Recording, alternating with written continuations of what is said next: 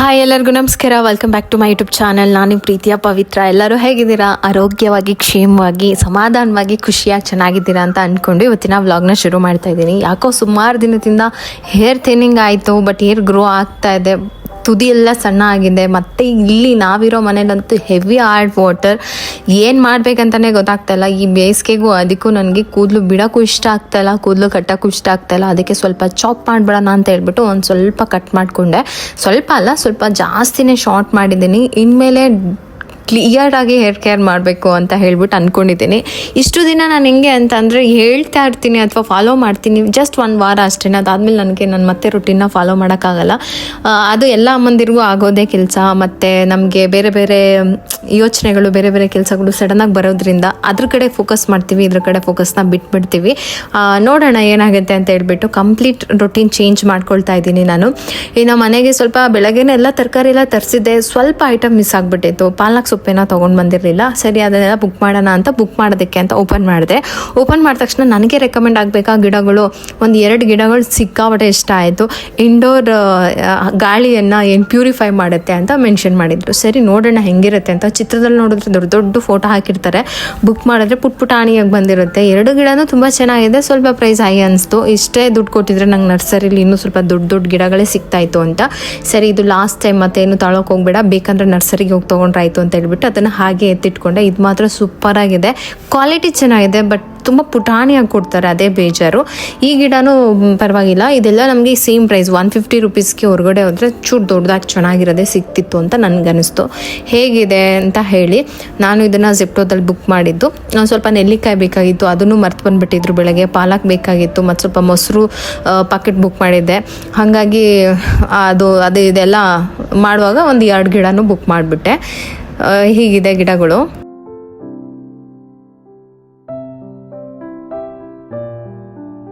ಇನ್ನು ಮನೇನ ಮೊದಲೇ ಒಂದು ಹಂತ ಸುಮ್ಮನೆ ಜಸ್ಟ್ ಮನೆಗೆ ಬಂದಿದ್ದೀವಿ, ಐಟಮ್ಗಳನ್ನ ಇಡಬೇಕಂತ ಹೇಳಿ ಇಟ್ಟಿದ್ದೆ. ನಾನು ಯಾವುದನ್ನು ಜೋಡಿಸಿರ್ಲಿಲ್ಲ.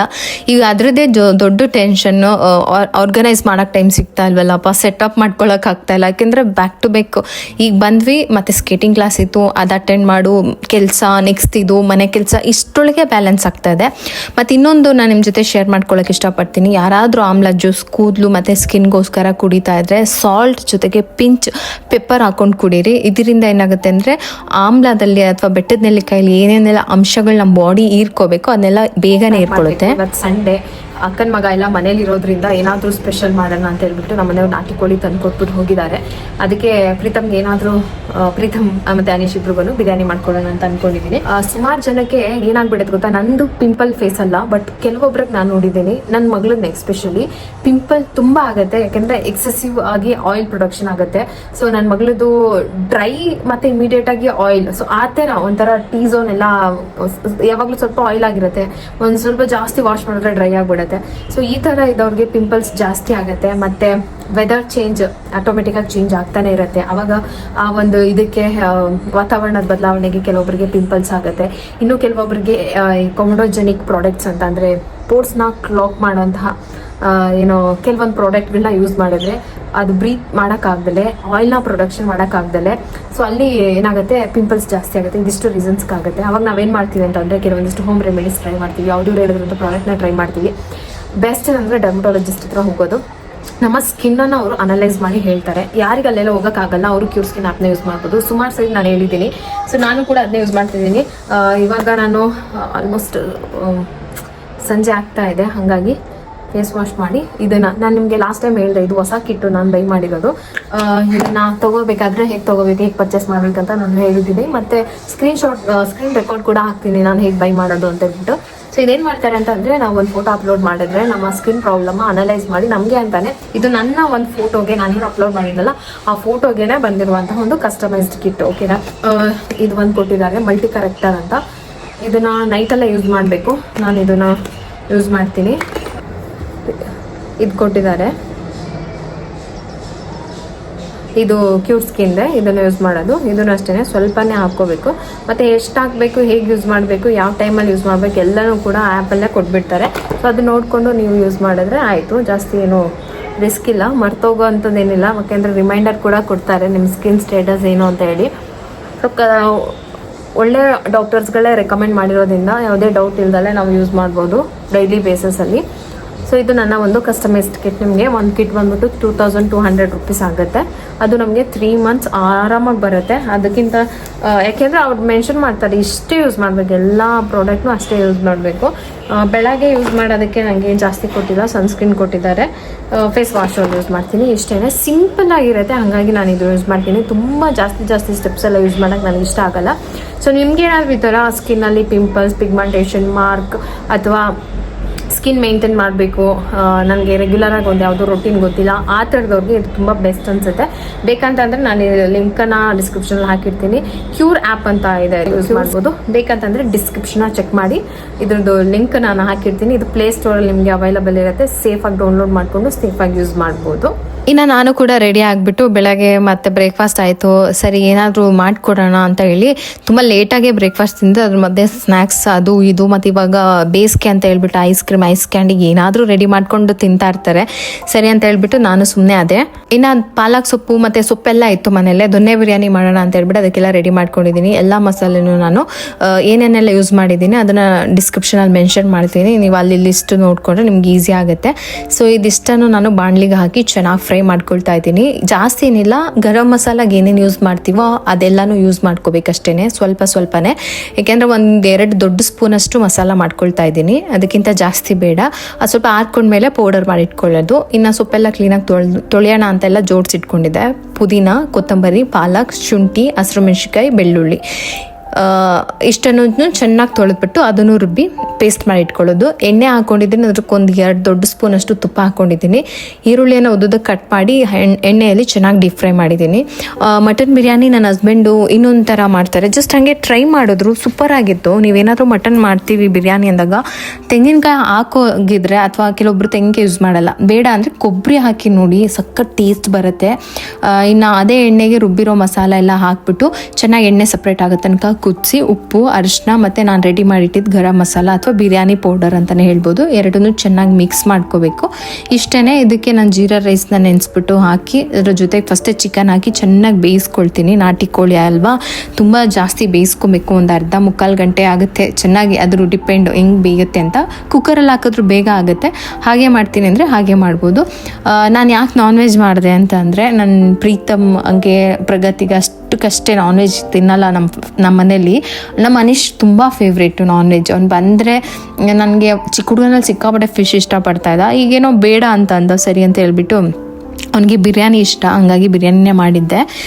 ಇನ್ನು ವೈಟ್ ಕೋಳಿದು ಚಿಕನ್ ನಾವು ತಿನ್ನಲ್ಲ, ಮತ್ತು ಮನೇಲಿ ನಾವು ಮಾಡಲ್ಲ, ಅದು ಅಷ್ಟಕ್ಕಷ್ಟೇ ಒಳ್ಳೇದಲ್ಲ ಅಂತ ಹೇಳ್ಬಿಟ್ಟು ಇನ್ನು ಚೆನ್ನಾಗಿ ಚಿಕನ್ ಬೆಂದಿದೆ. ಅದಕ್ಕೆ ಸ್ವಲ್ಪ ನಾನು ಅಕ್ಕಿನ ಹಾಕಿ ಚೆನ್ನಾಗಿ ಎಷ್ಟು ಬೇಕೋ ಅಷ್ಟು ನೀರು ಹಾಕಿಬಿಟ್ಟು ಕುದಿಸಿದ್ರೆ ಬಿರಿಯಾನಿ ರೆಡಿ ಆಯಿತು. ಇಷ್ಟೇ. ಮಧ್ಯಾಹ್ನಕ್ಕೆ ಇಷ್ಟು ಮಾಡಿದ್ದೆ. ಇನ್ನೇನು ಅವ್ನು ಬಂದಿರೋದೇ ಒಂದು 2 ಡೇಸ್ಗಷ್ಟೇ, ಜಾಸ್ತಿ ದಿವಸ ಇರ್ತಾ ಇಲ್ಲ. ಹಾಗಾಗಿ ಏನು ಮಾಡಬೇಕು ಅಂತಲೇ ಯೋಚನೆ ಮಾಡೋಷ್ಟರಲ್ಲೇ ದಿನ ಹೊರಟಾಯ್ತು. ನಾನು ಬೇರೆ ಸುಮಾರು ದಿನದಿಂದ ಮನೇಲಿ ಇರಲಿಲ್ಲ, ಹಾಗಾಗಿ ಏನಾದರೂ ಮಾಡಿಕೊಡ್ಬೇಕು, ಬಟ್ ನನಗೇನು ಮಾಡಿಕೊಡ್ಬೇಕಂತನೂ ಗೊತ್ತಾಗ್ತಾ ಇರಲಿಲ್ಲ.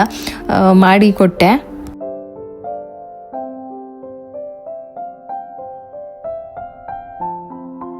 ಇನ್ನು ಸುಮಾರು ಬಟ್ಟೆ ಎಲ್ಲ ಹಾಗೆ ಸ್ಟಾಕ್ ಆಗಿಬಿಟ್ಟಿತ್ತು. ನಾವು ಮನೆಯೇ ಇರಲಿಲ್ಲ ಅಲ್ವಾ, ಹಾಗಾಗಿ ವಾಶ್ ಮಾಡೋದು, ಒಣಗಾಕೋದು, ಒಣಗಿದ್ನೆಲ್ಲ ತೊಗೊಂಬಂದು ಬೆಡ್ ಮೇಲೆ ಹಾಕೋದು, ವಾಶ್ ಮಾಡೋದು, ಒಣಗಾಕೋದು, ಅದು ಒಣಗಿದ್ನೆಲ್ಲ ಬೆಡ್ ಮೇಲೆ ಹಾಕೋದು, ಹಾಗೆ ಸುಮಾರು ಬಟ್ಟೆ ತಂದು ಇಲ್ಲಿ ಲಾಟ್ ಹಾಕ್ಬಿಟ್ಟಿದ್ದಾರೆ. ಅದನ್ನೆಲ್ಲ ಮಡ್ಚಿಟ್ಕೋಬೇಕು. ಇನ್ನು ಅನೀಶ್ ಹೊರಟ್ಬಿಡ್ತಾನಲ್ಲ, ಅವನೋ ಬಟ್ಟೆಗಳೆಲ್ಲ ಇತ್ತು, ವಾಷಿಂಗ್ ಮಿಷಿನ್ಗೆ ಹಾಕಿದ್ದೆ, ಅದನ್ನೆಲ್ಲ ಡ್ರೈ ಮಾಡಿ ಅವನಿಗೆ ಕೊಟ್ಬಿಡೋಣ ಅಂತ ಹೇಳಿ ಎಲ್ಲ ಒಣಗಾಕಿದ್ನೆಲ್ಲ ತೆಗೆದು 1 ಟ್ರಿಪ್ ಹಾಕಿ, ಡೈಲಿ 2 ಟ್ರಿಪ್ ಹಾಕ್ತಾಯಿದ್ದೀನಿ ಅಲ್ಲಿಂದ ಬಂದಾಗಿಂದ, ಆದ್ರೂ ಫಿನಿಶ್ ಆಗ್ತಾನೇ ಇಲ್ಲ. ಇನ್ನು ಇದು ಬಳ್ಳಿ ತುಂಬ ಚೆನ್ನಾಗಿ ಹಬ್ಬಿ ಹೋಗ್ತಾ ಇದೆ. ಇದು ಏನಂತ ಹೇಳ್ತೀವಿ, ಬಸಳೆ ಸೊಪ್ಪಿಂದು. ನಮ್ಮ ಮನೆ ಹತ್ರ ಸ್ವಲ್ಪ ಸ್ಟಾಪ್ ಆಗಿಬಿಟ್ಟು ಹಂಗಂಗೆ ನಿಂತ್ಕೊಂಡ್ಬಿಟ್ಟಿತ್ತು, ಅದಕ್ಕೆ ಹಬ್ಬದಕ್ಕೆ ಜಾಗ ಸಿಕ್ಕಿರಲಿಲ್ಲ. ನಾನು ಸುಮ್ಮನೆ ಅದ್ರ ಮೇಲೆ ಹಬ್ಸೋದು ಬೇಡ, ಆಮೇಲೆ ಕೀಳ್ಬೇಕಾದ್ರೆಲ್ಲ ಕಷ್ಟ ಆಗುತ್ತೆ, ಮತ್ತು ಮನೆ ಖಾಲಿ ಮಾಡಬೇಕಾದ್ರೆಲ್ಲ ಅದು ಏನು ಹಿಂಗೆ ಮಾಡಿದ್ದಾರೆ ಅಂತ ಅಂದ್ಕೊಳ್ತಾರೆ ಅಂತ ಹೇಳ್ಬಿಟ್ಟು ಬರೀ ಕಂಬಿ ಅಷ್ಟು ನ್ಯಾರಕ್ಕೆ ಮಾತ್ರನೇ ಹಬ್ಸೋಣ ಅಂತ ಹೇಳಿ ಮೇಲೆ ಹೋಗ್ತಾ ಇದ್ದೀನಿ, ಕೆಳಗಡೆ ಹಾಕ್ತೆ. ಸಂಜೆ ಅಲ್ವಾ, ಸೂರ್ಯ ಮುಳುಗ್ತಾ ಇದ್ದ, ಒಂಥರ ಚೆನ್ನಾಗಿತ್ತು ನೋಡೋಕ್ಕೆ.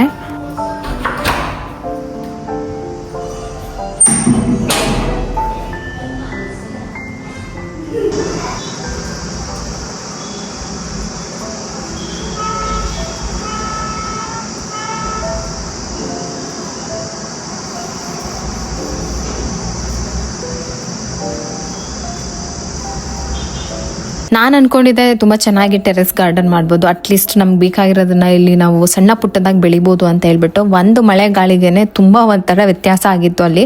ಸರಿ ಏನು ಮಾಡ್ಬೋದು, ಏನು ಇದಕ್ಕೆ ಚಾನ್ಸಸ್ ಇದೆ ಅಂತ ಹೇಳ್ಬಿಟ್ಟು ಜಸ್ಟ್ ಹಾಗೆ ಯೋಚನೆ ಮಾಡ್ತಾ ಇದ್ದೆ. ಸ್ವಲ್ಪ ನಾವು ಕಾಂಪೌಂಡ್ ಹೈಟ್ ಕಡಿಮೆ ಇದೆ, ಅದ್ರ ಮೇಲೆ ಏನಾದರೂ ಒಂಚೂರು ಹೈಟಾಗೆ ಹಾಕ್ಕೊಂಡ್ರೆ ಬಹುಶಃ ನಾನು ಏನಾದರೂ ಮಾಡ್ಬೋದು ಅಂತ ಅನ್ನಿಸ್ತು. ಅದಕ್ಕೆ ಒಂದು ಐಡಿಯಾ ಬಂದಿದೆ, ನೋಡೋಣ ನೆಕ್ಸ್ಟ್ ನಾನು ಮಾಡ್ತೀನಿ. ಅದೇನೋ ಸಕ್ಸಸ್ ಆದರೆ ನಾನು ಗಿಡಗಳನ್ನ ಹಾಕ್ಬೋದು. ಜಾಸ್ತಿ ಏನೂ ಇಲ್ಲ, ಅಟ್ಲೀಸ್ಟ್ ಕರ್ಬೇವಿನ ಸೊಪ್ಪಿಂದು ಒಂದು ಗಿಡ ಹಾಕ್ಕೊಂಡ್ರೆ ಮನೆಗೆ ಯೂಸ್ ಆಗುತ್ತೆ. ಒಂದೇ ಒಂದು ಬದನೆಕಾಯಿ ಗಿಡ ಬೆಳ್ಕೊಂಡ್ರು ಒಂದಿಷ್ಟು ಬದನೆಕಾಯಿ ಸಿಗುತ್ತೆ. ಹೀಗೆ ಸಣ್ಣ ಪುಟ್ಟದೇನಾದ್ರೂ ಹಾಕೋಣ ಅಂತ ಹೇಳಿ ಅಂದ್ಕೊಂಡಿದ್ದೀನಿ. ಅವಾಗವಾಗ ಸೊಪ್ಪು ಚೆಲ್ಲಿದ್ರೆ ಒಂದಿಷ್ಟು ಸೊಪ್ಪು ಸಿಗುತ್ತೆ. ಸಿಕ್ಕಾಪಟ್ಟೆ ರೇಟ್ ಆಗಿದೆ. ರೇಟ್ಗಿಂತ ನನಗೆ ಸಿಟಿಯಲ್ಲಿ ಬರೋ ತರಕಾರಿ ಅಷ್ಟು ಮಕ್ಳಿಗೂ ಸೇಫ್ ಅಲ್ಲ, ನಮಗೂ ಸೇಫ್ ಅಲ್ಲ ಅಂತ ಅನಿಸ್ತಾ ಇದೆ. ಮತ್ತು ಇನ್ನು ಪ್ರಗತಿ ಪ್ರೀತಮ್ ಸ್ಕೇಟಿಂಗ್ ಜಾಯ್ನ್ ಆಗಿರೋದ್ರಿಂದ ಅವ್ರಿಗೆ ಸ್ಟ್ಯಾಮಿನಾ ತುಂಬ ಇಂಪಾರ್ಟೆಂಟ್, ಸಿಕ್ಕಾಪಟ್ಟೆ ಹೇಳ್ತಾರೆ. ನನ್ನ ಮಗಳು ನೋಡಿ ನಾನು ಐಟು ಪರ್ಸ್ನಾಲಿಟಿಗೆ ಸಿಕ್ಕಾಪಟ್ಟೆ ಸ್ಟ್ರೆಂತ್ ಇದೆ, ಸ್ಟ್ಯಾಮಿನಾ ಇದೆ ಅಂತ ಅಂದ್ಕೊಂಡಿದ್ದೆ. ಸ್ಕೇಟಿಂಗ್ ಆಡಬೇಕಾದ್ರೆ ಗೊತ್ತಾಯಿತು ಪ್ರಗತಿಗೆ ಸ್ಟ್ಯಾಮಿನಾ ಕಡಿಮೆ ಅಂತ ಹೇಳಿ.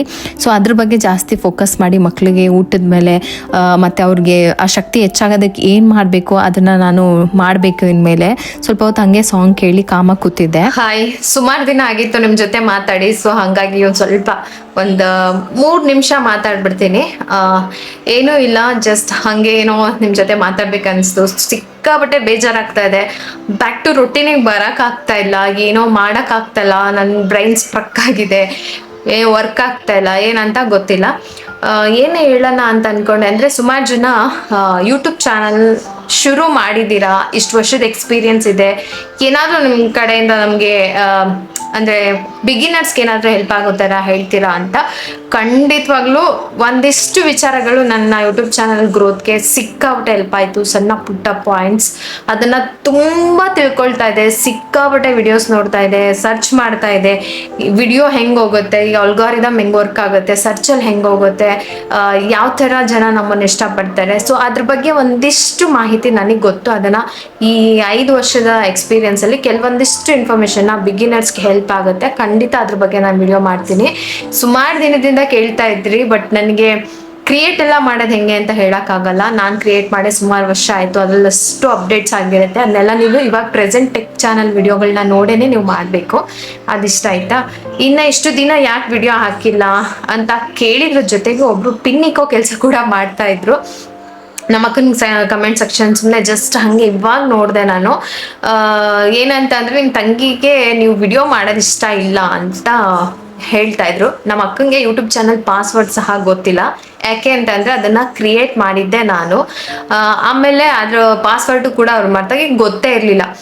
ವಿಡಿಯೋ ನಾನು ಏನು ಕಲ್ತಿದ್ದೀನಿ 5 ವರ್ಷದಲ್ಲಿ A to Z ವಿತಿನ್ ಮಂತಲ್ಲಿ ಹೇಳ್ಕೊಟ್ಟಿದ್ದೀನಿ. ಈ 5 ವರ್ಷದ ಎಕ್ಸ್ಪೀರಿಯನ್ಸ್ನ ಅವರು ಎಕ್ಸ್ಪೀರಿಯನ್ಸ್ ಮಾಡಬೇಕು ಅಂದಿದ್ರೆ ಇನ್ನು 5 ವರ್ಷ ಆಗ್ತಾ ಇತ್ತು. ನಾ ಇದನ್ನೆಲ್ಲ ಹೇಳ್ಕೋಬೇಕಂತ ಏನೂ ಹೇಳಿಲ್ಲ. ಆಗಲೇ ಸುಮಾರು ವರ್ಷ ಆಯಿತು, ಅವರು ಸ್ಟಾರ್ಟ್ ಮಾಡಿ 2 ವರ್ಷ ಆಯಿತು. ಜಸ್ಟ್ ಪಿನ್ನಿಕಾಗಿ ಹೋಗಿದ್ರಲ್ಲ, ಅವ್ರಿಗೆ ಹೇಳ್ತಾ ಇದ್ದೀನಿ, ಅವಕಾಶ ಅವ್ರಿಗೆ ಜಾಸ್ತಿ ಸಿಗಲಿ ಅಂತ ಹೇಳ್ಬಿಟ್ಟು ನನ್ನ ಚಾನಲಿನ ವಿಡಿಯೋಸನ್ನು ನಾನು ಬಿಟ್ಕೊಟ್ಟಿದ್ದೀನಿ. ಸುಮಾರು ತಿಂಗಳಾಯಿತು ನಾನು ವಿಡಿಯೋ ಹಾಕಿಲ್ಲ. ನಾನು ಯಾವಾಗ ಸಮ್ಮರ್ ಹಾಲಿಡೇಸ್ ಅಂತ ಅಮ್ಮನ ಮನೆಗೆ ಕಾಲಿಟ್ಟೆ, ಅಲ್ಲಿಗೆ ನನ್ನ ವ್ಲಾಗ್ ಸ್ಟಾಪ್ ಆಗಿದ್ದಕ್ಕೆ ರಿಟರ್ನ್ ಬಂದು ಬ್ಯಾಕ್ ಟು ರೊಟೀನ್ ವ್ಲಾಗ್ ಅಂತ ಮಾಡಿದ್ದೀನಿ. ಅಲ್ಲಿವರೆಗೂ ನಾನು ವ್ಲಾಗೇ ಮಾಡಿಲ್ಲ. ನನ್ನ ಚಾನಲ್ ಹೋಗುತ್ತೆ, ಅದು ನನಗೆ ಚೆನ್ನಾಗಿ ಗೊತ್ತು. ಇಷ್ಟು ದಿನ ಗ್ಯಾಪ್ ಆದರೆ ನನ್ನ ಚಾನಲಲ್ಲಿ ಸರ್ಚ್ ಇಂಜಿನ್ ಹೋಗುತ್ತೆ, ನನ್ನ ಆಡಿಯನ್ಸ್ ಸ್ವಲ್ಪ ಜನ ನನ್ನನ್ನು ಮರೀತಾರೆ, ನನ್ನ ಜಾಗಕ್ಕೆ ಇನ್ನೊಂದು ಕ್ರಿಯೇಟರ್ ಬಂದು ಕೂರೋ ಚಾನ್ಸಸ್ ಇರುತ್ತೆ. ಯಾರೇ ಕ್ರಿಯೇಟರ್ಸ್ 10 days 15 days ಗ್ಯಾಪ್ ತೊಗೊಳ್ಳಲ್ಲ. ಬಟ್ ಅಷ್ಟು ರಿಸ್ಕ್ ತೊಗೊಳ್ತೀನಿ ಅಂತ ಅಂದರೆ ಅರ್ಥ ಮಾಡ್ಕೊಳ್ತೀರಾ ಅಂತ ಅಂದ್ಕೊಂಡಿದ್ದೀನಿ.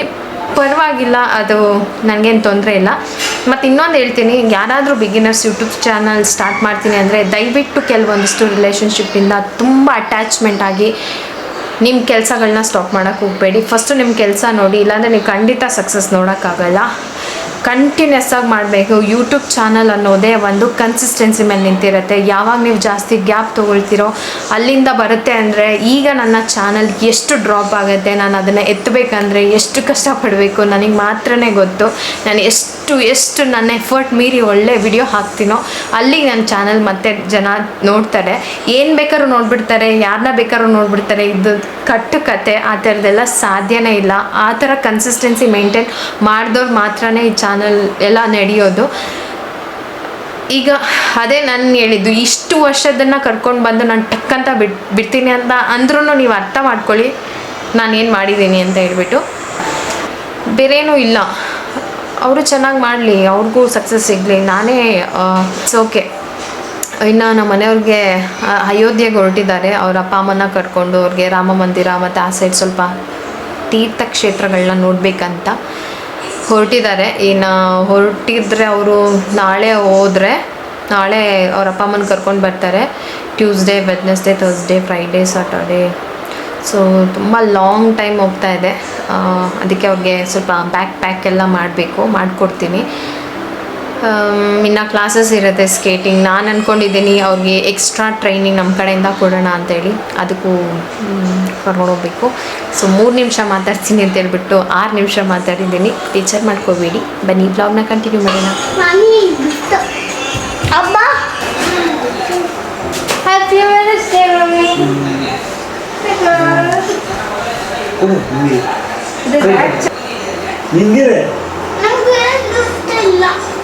ಎಲ್ಲರಿಗೂ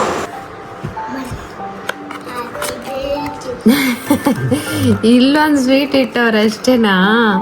You have never saved one for yourself, so we did. ಇದಕ್ಕ ನೀನು ಯಾವತ್ತು ನಿನ್ಗೋಸ್ಕರ ಏನೋ ಇಟ್ಕೊಳ್ಳಲ್ಲ, ಎಲ್ಲ ಮಕ್ಳಿಗೆ ಕೊಡ್ತೀಯ ಅಂತ ಒಂದವರೇ ಕೊಟ್ಟು ಕದ್ದಿಟ್ಬಿಟ್ಟವ್ರೆ. ಅನ್ನಿ ಚೆನ್ನಾಯ್ತಾ ಪ್ರೀತಾ? ಉಪ್ಪ ನಿನ್ ಮೂತಿ ನೋಡು, ಮಾವಿನ ಹಣ್ಣು ತಿಂದು ಏನ್ ಗತ್ತೆ ಮಾಡ್ಕೊಂಡಿದ್ಯಾ ಅಂತ.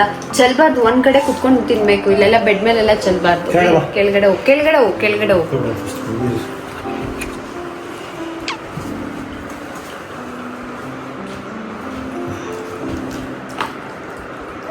ನಾನು ಮೈಸೂರು ಪಾಕ್ ಯಾವತ್ತೋ ಒಂದಿನ ಸುಮ್ಮನೆ ಹಂಗೆ ಅಂದಿದ್ದೆ ಮೈಸೂರು ಪಾಕ್ ಇಷ್ಟ ಅಂತ. ಯಾವಾಗಲೂ ಮೈಸೂರು ಸಕ್ಕರೆ ಜಾಸ್ತಿ ಇರುತ್ತೆ.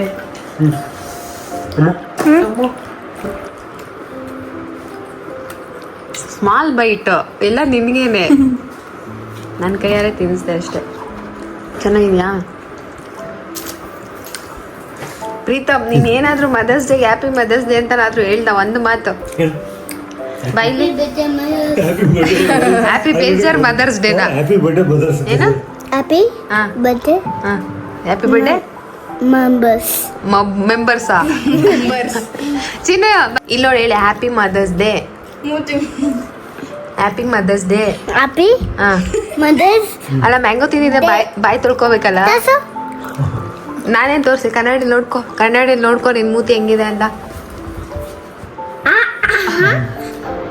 ಏ ಲಕ್ಕಿ, ನೀನು ಹೇಳಿಲ್ವಲ್ಲ ಲಕ್ಕಿ? ಲಕ್ಕಿ ಇವತ್ತು ಸ್ನಾನ ಮಾಡಿ ಫುಲ್ ಫ್ರೆಶ್. ಲಕ್ಕಿ ನಮ್ಮ ಮಾತೆ ಕೇಳಿಸ್ಕೊಳ್ಳಲ್ಲ ಆಗ್ಲೇ. ಲಕ್ಕಿ ಹ್ಯಾಪಿ ಮದರ್ಸ್ ಡೇ ಹೇಳ್ದ ನೀನು? ಹಾಂ, ಅಷ್ಟು ಫುಡ್ ಬುಕ್ ಮಾಡಿ ಕೊಡ್ತೀನಲ್ಲ ನಿಂಗೆ. ಲಕ್ಕಿ ಬಾ, ಸ್ವೀಟ್ ತಿಂದ್ಯಾ? ಬೇಡ. ಹೊಟ್ಟೆ ಬೆಳೆಸ್ಕೊಂಡು ಕೂತೈತೆ ನಮ್ಮ ಲಕ್ಕಮ್ಮ. ಲಕ್ಕಿ ಇವತ್ತೊಂಚೂರು ಗಮ್ಮಂತಾಳೆ. ಟ್ರಿಪ್ ಹೋದಾಗಿಂದ ಸ್ನಾನ ಮಾಡಿಸಿರ್ಲಿಲ್ಲ. ಯಪ್ಪ ಡಸ್ಟ್ ಮೂಗು ಮಾತ್ರ ಬೆಳ್ಳಗೈತೆ. ಲಕ್ಸ್ ಇಲ್ಲಿ ನೋಡಿ ಲಕ್ಕಮ್ಮ, ಅಮ್ಮ ಸಖತ್ತು. ಇವಾಗ ಯಾವ ಒಂದು ಹುಳ ಬಿಡಲ್ಲ, ಹಲ್ಲಿ ಬಿಡಲ್ಲ, ಏನು ಬಿಡಲ್ಲ. ಉಗ್ರೆಲ್ಲ ಚೆನ್ನಾಗಿ ಬೆಳೆದ್ಬಿಟ್ಟಿದ್ಯಾ. ಕಟ್ ಮಾಡಿಲ್ವ ನಾವು? ತುಂಬ ದಿನ ಆಯ್ತಾ? ಹಂಟಿಂಗ್ ರಾಣಿ ಆಗ್ಬಿಟ್ಟಾಳೆ, ಹಂಟಿಂಗ್ ರಾಣಿ. ಕಣ್ಣಿಗೆ ಕಾಣಿಸುವ ದೈವವು ನೀನಮ್ಮ. ಏನು ಬೆಚ್ಚಗೆ ಇತ್ತು ಗೊತ್ತಾ ಲಕ್ಕಿ? ಎಷ್ಟು ಚೆನ್ನಾಗಿ ಕಾಣಿಸ್ತೀವಿ. ಲಕ್ಕಿ ಎಷ್ಟು ಬೆಚ್ಚಗೈತೆ ಅಂದರೆ, ಚಳಿಲಿ ಇದನ್ನ ಇಟ್ಕೊಂಬಿಟ್ರೆ ನಮಗೆ ಚಳಿನೇ ಆಗಲ್ಲ, ಅಷ್ಟು ಬೆಚ್ಚಗೈತೆ. ಅಲ್ಲಮ್ಮ? ಅಲ್ಲಮ್ಮನೆ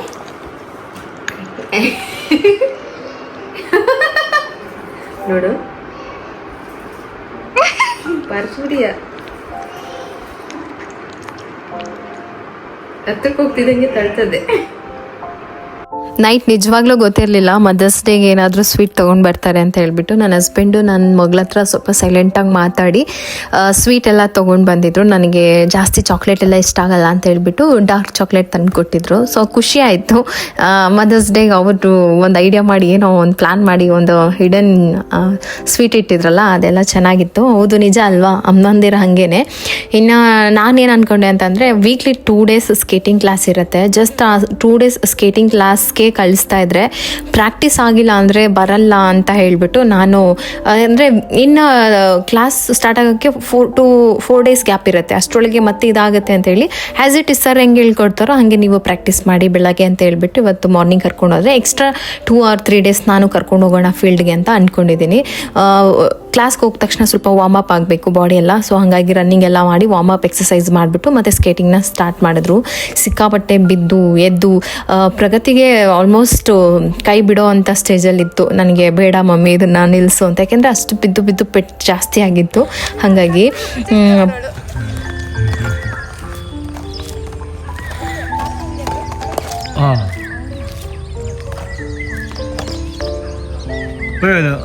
ರೈಟ್ ಸ್ವಲ್ಪ ಕೆಳಗಡೆ ಬತ್ತಿಸಿದ್ದು ಪ್ಯಾಡು ಅವಿ. ಖಂಡಿತವಾಗ್ಲೂ ಎಕ್ಸ್ಟ್ರಾ ಕ್ಲಾಸಸ್ ಅಂತ ಅಂದ್ಬಿಟ್ಟು ನಾವೇನೋ ಫೀಲ್ಡ್ಗೆ ಕರ್ಕೊಂಡೋಗಿ ಇದು ಪ್ರಾಕ್ಟೀಸ್ ಮಾಡ್ತೀವಿ. ತುಂಬ ವರ್ತಿದೆ ಅನ್ನಿಸ್ತು. ಇಬ್ಬರೂ ಸಿಕ್ಕಾಪಟ್ಟೆ ಚೆನ್ನಾಗಿ ಮಾಡಿದ್ರು. ನಾನು ಸರಿಲ್ಲ ಅಂತ ಅಂದರೆ ಇವ್ರು ನಮ್ಮ ಮಾತು ಕೇಳಲ್ಲ ಅಂತ ಅಂದ್ಕೊಂಡೆ, ಬಟ್ ಇಬ್ರಿಗೂ ಇಂಟ್ರೆಸ್ಟ್ ಇದೆ ಅಂತ ಇವಾಗಲೇ ನನಗೂ ಗೊತ್ತಾಗಿತ್ತು. ಪ್ರೀತಮ್ಗೂ ಸಿಕ್ಕಾಪಟ್ಟೆ ಇಂಟ್ರೆಸ್ಟು, ಪ್ರಗತಿಗೂ ತುಂಬ ಇಂಟ್ರೆಸ್ಟು. ಸೊ ಹಂಗಾಗಿ ನಾನು ಬೆಳಗ್ಗೆ ಬೇಗ ಎಬ್ಬಿಸಿದ ತಕ್ಷಣ ನೈಟೇ ಹೇಳಿದ್ದೆ. ಸೊ ಇಬ್ಬರು ಬೇಗ ಎದ್ದು ಬಂದು ವಾರ್ಮ್ ಅಪ್ ಮಾಡಿ, ಸ್ವಲ್ಪ ಬಾಡಿ ಟಯರ್ಡ್ ಆಗುತ್ತೆ, ಸಿಕ್ಕಾಪಟ್ಟೆ ಎನರ್ಜಿ ಬೇಕಿದ್ದಕ್ಕೆ, ಸ್ಟೆಮಿನಾ ಬೇಕು. ರನ್ ಮಾಡ್ತಾರೆ ಮತ್ತು ಸ್ಕೇಟಿಂಗ್ ನಾವು ನೋಡಿದಷ್ಟು ಈಸಿ ಅಲ್ಲ. ಸೊ ಇಲ್ಲಿ ಫೀಲ್ಡಲ್ಲಿ ಕೂತ್ಕೊಂಡಾಗ ಈಗ ನಾವೇ ಚಕ್ರ ಕೊಟ್ಕೊಂಡು 1 ನಿಮಿಷಕ್ಕೆ ಹೋಗ್ಬಿಡ್ತೀವಿ ಅಂತ ನಮಗೆ ಫೀಲ್ ಆಗುತ್ತೆ. ಬಟ್ ಆ ವೀಲ್ ಮೇಲೆ ಬ್ಯಾಲೆನ್ಸ್ ಮಾಡೋದಿದೆಯಲ್ಲ ಸಿಕ್ಕಾಪಟ್ಟೆ ಕಷ್ಟ. ಮಧ್ಯ ಸ್ವಲ್ಪ ಬ್ರೇಕ್ ಕೊಡಬೇಕು, ಜಾಸ್ತಿ ಬಾಡಿ ಕೂಲ್ ಆಗೋಕ್ಕೆ ಮುಂಚೆಗೆ ಮತ್ತೆ ಪ್ರಾಕ್ಟೀಸ್ ಮಾಡಬೇಕು. ತುಂಬ ಚೆನ್ನಾಗಿ ಮಾಡಿದ್ರು ಇಬ್ಬರೂ ಕೂಡ. ಚೆನ್ನಾಗೇ ಇತ್ತು ಇವತ್ತು. ನಾನು ನಾಳೆನೂ ಕರ್ಕೊಂಡು ಹೋಗ್ತೀನಿ.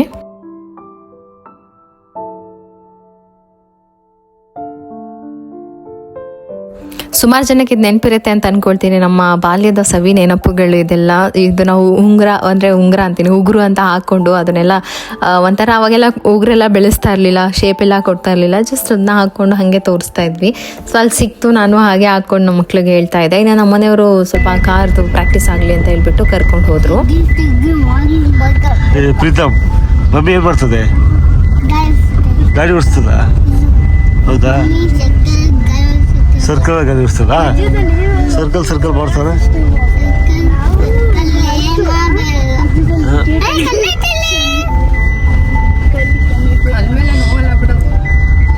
ಇಷ್ಟಾದ್ರೂ ಹೇಳ್ಕೊಟ್ರು ನಮ್ಮ ಡ್ರೈವಿಂಗ್ ಕ್ಲಾಸಲ್ಲಿ.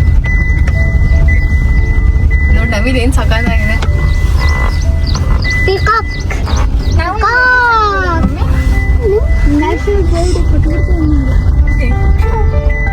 ನೆಕ್ಸ್ಟ್ ಡ್ರೈವಿಂಗ್ ಅಂತ ಅಂದರೆ ಹೆಂಗೆ ಗೊತ್ತಾ, ರೆಗ್ಯುಲರ್ ಆಗಿ ಸೇಮ್ ನಾವೇನು ಸ್ಕೇಟಿಂಗ್ ಅಥವಾ ಪ್ರತಿಯೊಂದು ಗೇಮ್ನ ಹೆಂಗೆ ಪ್ರಾಕ್ಟೀಸ್ ಮಾಡ್ತೀವೋ ಹಾಗೇ ಅದು ನಮ್ಮ ಕಂಟ್ರೋಲಿಗೆ ಬರಬೇಕಂತಂದರೆ ನಾವು ಸ್ವಲ್ಪ ಪ್ರಾಕ್ಟೀಸ್ ಮಾಡಬೇಕು, ರೆಗ್ಯುಲರ್ ಆಗಿ ಮಾಡಬೇಕು, ಭಯ ಹೋಗಬೇಕು, ಮತ್ತು ಅದ್ರ ಕಂಪ್ಲೀಟ್ ಕಂಟ್ರೋಲ್ ನಮಗೆ ಗೊತ್ತಾಗಬೇಕು. ಆವಾಗ ನಾವು ಕಾರ್ ಡ್ರೈವಿಂಗ್ನ ಆರಾಮಾಗಿ ಮಾಡ್ತೀವಿ. ಸೊ ನನಗೆ ಈ ಥರ ಎಲ್ಲ ಮಾಡೋಕ್ಕೆ ಬರುತ್ತೆ. ಬಟ್ ಗೇರ್ ಚೇಂಜ್ ಮಾಡಿದಾಗ ನರ್ವಸ್ ಆಗ್ದಂಗೆ ಹೆಂಗೆ ಕಂಫರ್ಟಬಲ್ ಆಗಿ ಗೇರ್ನ ನಾವು ಆಟೋಮೆಟಿಕ್ ಚೇಂಜ್ ಮಾಡ್ತೀವಿ ಅದನ್ನೆಲ್ಲ ಹೇಳ್ಕೊಡೋಣ ಫಸ್ಟು ಅಂತೇಳಿ ನನ್ನ ಹಸ್ಬೆಂಡ್ ಕರ್ಕೊಂಡು ಹೋದರು. ಆಮೇಲೆ ರೋಡಲ್ಲಿ ಹೋಗ್ಬಿಟ್ಟು ಸ್ವಲ್ಪ ಪ್ರಾಕ್ಟೀಸ್ ಮಾಡಿದ್ರೆ ಬಂದುಬಿಡುತ್ತೆ ಅಂತ ಹೇಳಿ, ಇನ್ನು ನನ್ನ ಮನೆಗೆ ತನಕ ಡ್ರೈವ್ ಮಾಡಲ್ಲ ಅಂತ ಹೇಳಿದೆ. ಆ್ಯಕ್ಚುಲಿ ಪ್ರಗತಿ ನಾನು ಡ್ರೈವ್ ಮಾಡೋದನ್ನ ನೋಡಬೇಕು ಅಂತ, ಸಿಕ್ಕಿ ಚಾನ್ಸ್ ಯಾಕೆ ಮಮ್ಮಿ ಬಿಡ್ತೀಯಾ, ಎಷ್ಟನ ಆಗಲಿ ಬಾ ಹೋಗೋಣ ಅಂತೇಳಿ ಕರ್ಕೊಂಡು ಹೋಗಿದ್ದು ಪ್ರಗತಿನೇ. ಇನ್ನು ಹಂಗೆ ಬರ್ತಾ ಸ್ವಲ್ಪ ಹಾಲು ತೊಗೊಂಡು ತರಕಾರಿ ಎಲ್ಲ ತೊಗೊಂಡು ಬಂದ್ವಿ. ಅಲ್ಲಿ ನನಗೆ ಮಲ್ಲಿಗೆ ಗಿಡ ಸಿಕ್ತು. ಇದು ಒಂಥರ ನಾಟಿ ಮಲ್ಲಿಗೆ ಹೂವು ಅಂತಾರಲ್ಲ ಹಾಗೆ, ಮತ್ತು ಬರೀ 2 ದಳ ಇರುತ್ತೆ, ಸ್ವಲ್ಪ ತೊಟ್ಟು ಸ್ಮೂತಾಗಿರುತ್ತೆ, ಆ ಥರ ಸಿಕ್ತು. ಸರಿ ಅವ್ರು ಚೆನ್ನಾಗಿದೆ, ಇದು ಚೆನ್ನಾಗಿ ಹಬ್ಬುತ್ತೆ ಅಂತಲೂ ಹೇಳಿದ್ರು. ಸರಿ ಬಾಲ್ಕನಿಲಿ ಹಾಕೋಣ, ಇಲ್ಲೆಲ್ಲ ಸಿಕ್ಕಾಪಟ್ಟೆ ಬಿಸಿಲು ಬರುತ್ತೆ, ನೋಡೋಣ ಹೆಂಗೆ ಬೆಳೆಯುತ್ತೆ ಅಂತ ಹೇಳ್ಬಿಟ್ಟು ಫಸ್ಟ್ ಟೈಮ್ ಮಲ್ಲಿಗೆ ಗಿಡ ತೊಗೊಂಡು ಬಂದಿದ್ದೀನಿ. ಇನ್ನು ಅನೀಶ್ ಅವ್ನು ಹೊರಡೋ ಟೈಮ್ ಆಯಿತು. ಅವ್ನಿಗೆ ಸ್ನಾನ ಮಾಡಿಸಿ ರೆಡಿ ಮಾಡೋಣ ಅಂತ ಹೇಳ್ಬಿಟ್ಟು ಅವ್ನಿಗೆ ಸ್ನಾನ ಮಾಡಿ ನಾನು ಫ್ರೆಶ್ ಅಪ್ ಆಗಿ ನೆನ್ನೆನೇ ಬಟ್ಟೆ ತೊಗೊಂಬಂದು ತರಕ್ಕೆ ಹೋಗೋಣ ಅಂತ ಅಂದ್ಕೊಂಡೆ. ನನ್ನ ಹಸ್ಬೆಂಡ್ ಬಂದಿದ್ದು ತುಂಬ ಲೇಟ್ ಆಯಿತು, ಸಂಜೆ ಆಗೋಗಿತ್ತು. ಸರಿ ಅಂತ ಹೇಳಿಬಿಟ್ಟು ಇವತ್ತು ನಾನು ರೆಡಿಯಾಗಿ ಹೊರಟಿದ್ದೇನೆ. ಲಾಸ್ಟ್ ಟೈಮ್ ನಾನು ಹೇಳಿದ್ನಲ್ಲ, ಈ ಬೇಸಿಗೆಗೆ ನಂಗೆ ಶೆಕೆ ಆಗ್ತಾ, ನಂಗೆ ಸ್ವಲ್ಪ ಪಿತ್ತ ಬಾಡಿ, ಹಾಗಾಗಿ ನಂಗೆ ತುಂಬಾ ಒಂಥರ ಅನ್ಕಂಫರ್ಟ್ ಆಗ್ಬಿಡ್ತೀವಿ ಸರಿ ಸಮ್ಮರು. ಸೊ ಹಂಗಾಗಿ ನಾನು ಈ ಥರ ಫುಲ್ ಲೂಸ್ ಆಗಿರೋ ಟೀ ಶರ್ಟ್ಸ್ನ ಬುಕ್ ಮಾಡಿದ್ದೆ. ಸಿಕ್ಕಾಪಟ್ಟೆ ಕಂಫರ್ಟಬಲ್ ಆಗಿದೆ, ಸಖತ್ತಾಗಿದೆ ಗೊತ್ತಾ, ಆರಾಮ್ಸೆ ಕೆಲಸ ಮಾಡ್ಬೋದು. ಮತ್ತು ಅದ್ರ ಜೊತೆಗೆ ಟ್ರೌಸರ್ ಬುಕ್ ಮಾಡಿದ್ದೆ, ಪ್ಯಾಂಟು ನೈಟ್ ಪ್ಯಾಂಟ್ ಥರ ತುಂಬ ಚೆನ್ನಾಗಿದೆ, ಬ್ಲ್ಯಾಕ್ ಕಲರು. ಬೇಕಂದರೆ ಇದ್ರದ್ದು ಲಿಂಕ್ನ ನಾನು ಟ್ಯಾಗ್ ಮಾಡಿರ್ತೀನಿ. ವರ್ತಿದೆ ನಿಜವಾಗ್ಲೂ, 2 ಕ್ವಾಲಿಟಿ ಸೂಪರ್ ಇದೆ, ತೊಗೋಬೋದು. ಅದಕ್ಕೆ ಎಲ್ಲೆಲ್ಲಿ ಇಷ್ಟ ಬರುತ್ತೋ ಅಲ್ಲೆಲ್ಲ ಮಲ್ಕೊಳ್ಳುತ್ತೆ. ಅದಲ್ಲಕ್ಕಿ ಅದ್ರ ಇಷ್ಟ. ಬಾಯ್ ಲಕ್ಕಿ. ನನ್ನ ಹಸ್ಬೆಂಡ್ ಇವಾಗ ಇಲ್ಲಿಂದ ಅನಿಶನ ಮನೇಲಿ ಬಿಟ್ಟು ಅವರು ಊರಿಗೆ ಹೋಗಿ ಅವ್ರ ಅಪ್ಪ ಅಮ್ಮನ್ನ ಕರ್ಕೊಂಬರ್ಬೇಕಿತ್ತು. ಸೊ ಹಾಗಾಗಿ ಬೇಗ ಸ್ವಲ್ಪ ಟೈಮ್ ಇರಲಿಲ್ಲ ನನಗೆ. ಅವ್ನು ತುಂಬ ಸನ್ಗ್ಲಾಸ್ ಕೇಳ್ತಾ ಇದ್ದ, ನನಗೆ ಕೊಡಿಸ್ಬೇಕಂತ ಅನ್ನಿಸ್ತು. ನೋಡಿದ್ರೆ ಅಲ್ಲಿ ಅವ್ನ ಸೈಜ್ಗೆ ಮತ್ತು ಆ ಥರ ಚೆನ್ನಾಗಿರೋ ಅಂಥದ್ದು ಒಂದು ಸಿಗಲಿಲ್ಲ. ಇನ್ನೇನು ಮಾಡೋದು ಅಂತ ಹೇಳ್ಬಿಟ್ಟು ಸಾರಿ ಇದು ಹೀಗೆ ಬೇಡ ಇನ್ನೊಂದ್ಸರಿ. ಚೆನ್ನಾಗಿರಲಿಲ್ಲ, ಕಲರ್ ಕಾಂಬಿನೇಷನ್ ತುಂಬ ವರ್ಸ್ಟ್ ಆಗಿತ್ತು. ಆರೆಂಜ್ ಕಲರ್ ಅಂತೆ ಆ ಥರ ಎಲ್ಲ ನಂಗೆ ಇಷ್ಟ ಆಗೋದಿಲ್ಲ, ಒಂಥರ ಚೆನ್ನಾಗಿ ಕಾಣಿಸಲ್ಲ ಅದು. ಸರಿ ಅಂತ ಹೇಳ್ಬಿಟ್ಟು ಅವ್ನಿಗೆ ಅಂತ ಸ್ವಲ್ಪ ಡ್ರೆಸ್ ನೋಡಿದೆ. ನನಗೆ ಅಷ್ಟಕ್ಕಷ್ಟೇ ಇವನಿಗೆ ಸ್ವಲ್ಪ ಪರ್ಫೆಕ್ಟ್ ಸೈಜ್ ತೊಗೊಬೇಕಾ ಎಕ್ಸ್ಟ್ರಾ ಸೈಜ್ ತೊಗೊಬೇಕಾ ಗೊತ್ತಾಗಲಿಲ್ಲ. ಒಂದು ಶರ್ಟ್ ಏನೋ ಕರೆಕ್ಟಾಗಿ ತೊಗೊಂಡೆ, ಇನ್ನೊಂದು ಸ್ವಲ್ಪ ಟೈಟ್ ತೊಗೊಂಡೆ ಅಂತ ಅನಿಸುತ್ತೆ. ಮತ್ತು ನನ್ನ ಹಸ್ಬೆಂಡ್ ಕೂಡ ಹೊರಟಿದ್ರಲ್ಲ, ಅವ್ರಿಗೂ ಹೊಸದೊಂದು 2-3 ಟೀ ಶರ್ಟ್ಗಳು ತೊಗೊಳ್ಳಿ, ಹೋಗ್ತಾ ಇದ್ದೀರಾ ಇನ್ನೇನು ಅಂತ ಹೇಳ್ಬಿಟ್ಟು ಅವ್ರಿಗೂ ಸ್ವಲ್ಪ ತೊಗೊಂಡು ಅನೀಶ್ಗೂ ಕೊಡಿಸ್ಕೊಂಡು ಸೀದಾ ಮನೆಗೆ ಬಂದ್ವಿ. ಇನ್ನು ಅನೀಶ್ ನಮ್ಮ ಮನೇಲಿ ಇದ್ದಿದ್ದು ಟೈಮ್ ಎಲ್ಲ ಮುಗೀತು, ಹೊರಡ್ತಾ ಇದ್ದಾನೆ. ಒಂಥರ ಬೇಜಾರಾಗತ್ತೆ, ಏನೋ ಒಂದು ಆಸೆ ಅಂದರೆ ನಮ್ಮ ಮೇಲೆ ಒಂದು ಇಷ್ಟನೋ ಪ್ರೀತಿನೋ ನಮ್ಮ ಮನೆಗೆ ಬಂದು ಇರಬೇಕು ಅಂತ ಇದ್ದು ಒಂದು ಸ್ವಲ್ಪ ಟೈಮ್ ಸ್ಪೆಂಡ್ ಮಾಡಿ ನಮ್ಮ ಜೊತೆ ಹೋಗ್ತಾರಲ್ಲ, ಅದೊಂಥರ ಖುಷಿ. ಸರಿ ಅಂತ ಹೇಳ್ಬಿಟ್ಟು ಇನ್ನೂ ಅವ್ರ ಮಕ್ಳು ಅವ್ರ ಮನೆಗೆ ಹೋಗಲೇಬೇಕಲ್ವ, ಹೊರಟ ಸರಿ ಬಾಯ್ ಮಾಡಿಬಿಟ್ಟು ಇನ್ನು ನನ್ನ ಹಸ್ಬೆಂಡ್ ಇನ್ನೊಂದು ವಾರ ಇರೋದಿಲ್ಲ. ಸೊ ಹಾಗಾಗಿ ಅವ್ನು ಮತ್ತೆ ನಾವು ಬಿಡಬೇಕಂದ್ರೆ ಹೋಗೋಕ್ಕಾಗಲ್ಲ ಅಂತೇಳಿ ಅವ್ರ ಜೊತೆ ಹೊರಟ್ಬಿಟ್ಟ. ಆನ್ ದ ವೇ ಅಮ್ಮನ ಮನೇಲಿ ಬಿಟ್ಬಿಟ್ಟು ಅವ್ರ ಊರಿಗೆ ಹೋಗ್ತಾರೆ. ಇವತ್ತಿನ ವ್ಲಾಗ್ನ ಕೂಡ ನಾನು ಇಲ್ಲೇ ಮುಗಿಸ್ತಾ ಇದ್ದೀನಿ. ವ್ಲಾಗ್ ಇಷ್ಟ ಆಗಿದೆ ಅಂತ ಭಾವಿಸ್ತೀನಿ. ಇಷ್ಟ ಆಗಿದ್ರೆ ಪ್ಲೀಸ್ ಲೈಕ್ ಮಾಡಿ, ಹಾಗೆ ನಿಮ್ಮ ಅನಿಸಿಕೆಯನ್ನು ಕಮೆಂಟ್ ಸೆಕ್ಷನಲ್ಲಿ ತಿಳಿಸಿ. ಇನ್ನೊಂದು ಬ್ಯೂಟಿಫುಲ್ ವ್ಲಾಗ್ ಜೊತೆ ಸಿಗ್ತೀನಿ. ಅಲ್ಲಿವರೆಗೂ ಟೇಕ್ ಕೇರ್, ಬಾಯ್.